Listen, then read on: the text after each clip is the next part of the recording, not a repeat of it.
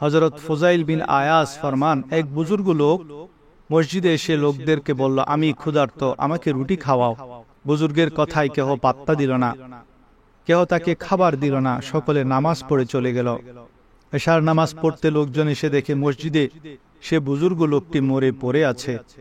নামাজ শেষে এলাকার লোকজন সে লোকটিকে বেওয়ারিশ মনে করে সকল থেকে চাঁদা তুলে কাফন কিনে তার দাফন কাফনের ব্যবস্থা করল।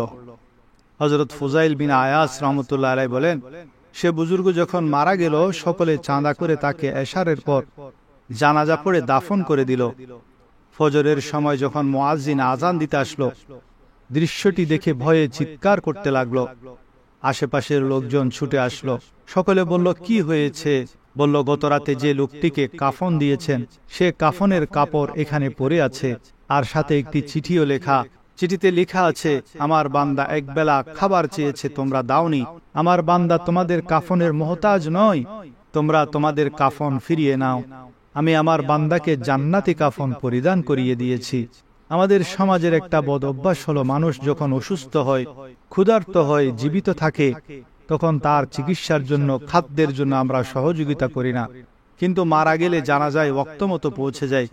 জীবিত থাকতে কদর করি না, মারা গেলে চাঁদা তুলে গরু মহিষ জবে করে হাজার হাজার লোককে খাওয়ায়। কিন্তু উচিত ছিল সে টাকাগুলি তার চিকিৎসার জন্য খরচ করা, জীবিত থাকতে তার সেবা শুশ্রূষা করা। হযরত আব্দুল্লাহ বিন মুবারক রাহমাতুল্লাহ আলাইহি একদিন নদীর কিনারায় বসেছিলেন। নদী দিয়ে একটি কিস্তি যাচ্ছিল, আর সেই কিস্তির একজন যাত্রী হাঁচি দিয়ে আলহামদুলিল্লাহ বলল। হযরত আব্দুল্লাহ ইয়ারহামুকাল্লাহ বলল, কিন্তু কিস্তি এত দ্রুত অতিক্রম করে গেল যে সে হাঁচিদাতা আব্দুল্লাহ ইয়ারহামুকাল্লাহ শুনতে পেল না। তখন নদীর ঘাটে এক কিস্তির মাঝি বসেছিল যাত্রীর জন্য। হযরত আব্দুল্লাহ মাঝিকে বলল, আমাকে ওই কিস্তির নিকট দ্রুত নিয়ে চলো। মাঝি বলল, 5 দিনার লাগবে। আব্দুল্লাহ বিন মুবারক বললেন, তোমাকে 20 দিনার দেব, তবু দ্রুত নিয়ে চলো। মাঝি সেই কিস্তির নিকট নিয়ে গেল। তিনি উক্ত হাঁচিদাতাকে বললেন, ইয়ারহামুকাল্লাহ, আর হাঁচিদাতা বললেন, ইয়াহদিকুমুল্লাহ ওয়া ইউসলিহু বালাকুম। তারপর হযরত আব্দুল্লাহ আবার কুলে ফিরে আসলেন, নৌকার মাঝিকে 20 দিনার দিয়ে দিলেন। নৌকার মাঝি আশ্চর্য হয়ে প্রশ্ন করলেন, হুজুর, শুধুমাত্র লোকটির হাঁচির জবাব দেওয়ার জন্য আপনি 4 গুণ বেশি ভাড়া দিয়ে লোকটির কাছে কেন গেলেন? তখন হযরত আব্দুল্লাহ বিন মুবারক বললেন, আমি আমার নবীর সুন্নত আদায় করতে গিয়েছি। হযরত আদম আলাইহিস সালাতুস সালামকে সৃষ্টি করে যখন রূহ দেয়া হলো, তিনি বললেন আলহামদুলিল্লাহ, আর আল্লাহ জবাব দিলেন ইয়ারহামুকাল্লাহ। সুতরাং কেহ হাঁচি দিয়ে আলহামদুলিল্লাহ বললে তার জবাবে ইয়ারহামুকাল্লাহ বলা ওয়াজিব। প্রিয় মুসলমান ভাই ও বোনেরা, আরো মজার ঘটনা হলো, যদি কেহ রোগাক্রান্ত হয়, তাকে দেখে যদি আপনি একটি দোয়া পড়েন, তাহলে আল্লাহর নবী বলেন আপনি সেই রোগে আক্রান্ত হবেন না। আলা হযরত রাহমাতুল্লাহ আলাইহির শরীরে কয়েকটি গোটা দেখা দিল। তখন এক হাকিমকে আনা হলো। তিনি দেখে বললেন, আপনার মহামারী হয়েছে। সেই সময়টিতে এই মহামারীটি সব দিকে দেখা যাচ্ছিল।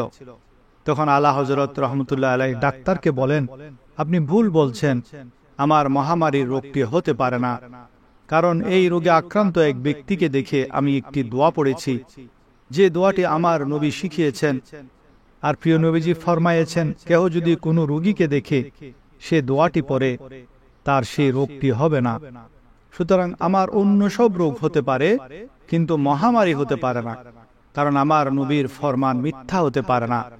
সে দোয়াটি হলো, আলহামদুলিল্লাহিল্লাযী আফানি মিম্মা বাতালাকা বিহি ওয়া ফাদ্দালানি আলা কাসীরিন মিম্মান খালাকা তাফদীলা। এর অর্থ হলো, সকল প্রশংসা আল্লাহর জন্য, যিনি আপনাকে যে পরীক্ষায় ফেলেছেন তা থেকে আমাকে নিরাপদ রেখেছেন এবং তার সৃষ্টির অনেকের উপর আমাকে অধিক সম্মানিত করেছেন। এটি তিরমিজি শরীফের 3432 নং হাদিসের মধ্যে রয়েছে। তাছাড়া খাবার সময় এমন একটি দোয়া আছে যেটি হুজুর পাক সাল্লাল্লাহু আলাইহি ওয়াসাল্লাম শিখিয়েছেন। কেহ খাবার সময় এই দোয়াটি পড়লে খাবারে যদি বিষও থাকে, সে বিষ আপনার জন্য কোনো ক্ষতি করতে পারবে না। কিন্তু দুঃখজনক হলো, আমাদের অনেক ভাইয়েরা খাবার সময় সে দোয়াটি দূরের কথা বিসমিল্লাহ শব্দটাও বলে না। হুজুর সাল্লাল্লাহু আলাইহি ওয়াসাল্লাম দোয়া শিখিয়েছেন, যদি খাবার সময় এই দোয়া পড়েন তাহলে বিষও পানি হয়ে যাবে। বিসমিল্লাহিল্লাযী লা ইয়াদুররু মা আসমিহি শাইউন ফিল আরদি ওয়ালা ফিস সামাই ইয়া হাইয়্যু ইয়া কাইয়্যুম, অর্থাৎ আল্লাহ তাআলার নামে, যার নামের বরকতে আকাশ ও মাটির কোনো কিছুই কোনো অনিষ্ট করতে পারে না। হে চিরঞ্জীব, হে চিরস্থায়ী,